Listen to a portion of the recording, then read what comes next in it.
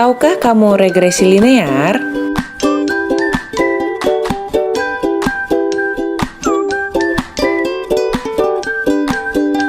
Regresi linear merupakan suatu cara metode prediksi melalui garis lurus sebagai gambaran hubungan korelasi antara dua variabel atau lebih.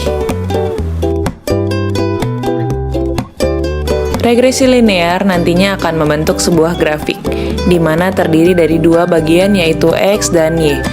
X adalah variabel bebas atau variabel independen atau variabel yang mempengaruhi, sementara Y adalah variabel terikat atau variabel dependen atau variabel yang diprediksi. Berdasarkan data-data yang ada, nantinya akan ditarik lurus oleh satu garis yaitu linear line. Regresi linear mempunyai dua tipe prediksi. Yang pertama, simple linear regression, dan yang kedua, multiple linear regression. Apa sih yang membedakan dari kedua tipe tersebut? Untuk simple linear regression, dia hanya mempunyai satu variabel bebas. Dan untuk multiple linear regression, dia mempunyai dua atau lebih variabel bebas.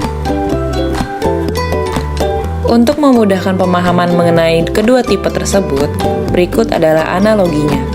Untuk yang pertama, simple linear regression, contohnya adalah hubungan prestasi seseorang dengan waktu belajar, di mana hanya ada satu variabel bebas yaitu waktu belajar. Dan untuk multiple linear regression adalah hubungan prestasi seseorang dengan sarapan pagi, waktu belajar, dan mendengarkan musik, di mana ada tiga variabel bebas. Berikut adalah langkah-langkah analisis regresi linear. Tentukan tujuan, identifikasi variabel, pengumpulan data, hitung rumus, buatkan model persamaan regresi linear, dan lakukan prediksi.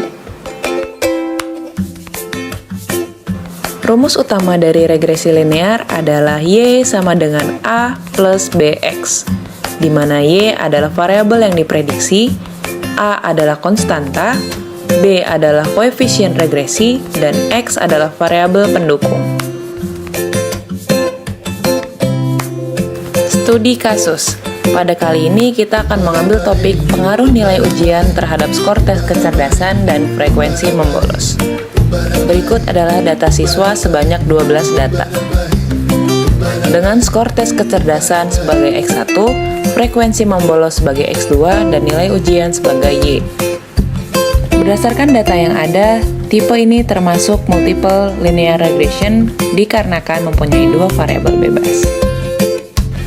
Untuk menghitung kalkulasi dan rumus regresi linear, perhitungannya akan dibantu menggunakan tools atau program aplikasi SPSS, di mana data yang ada nanti dimasukkan dan variabel dipisahkan berdasarkan independen dan dependen.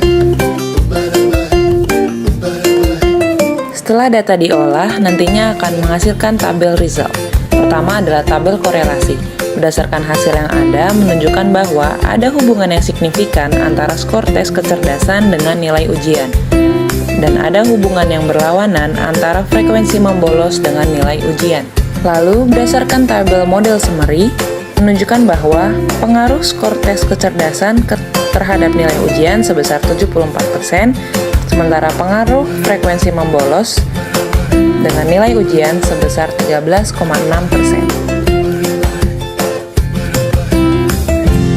Tabel terakhir ada tabel koefisien.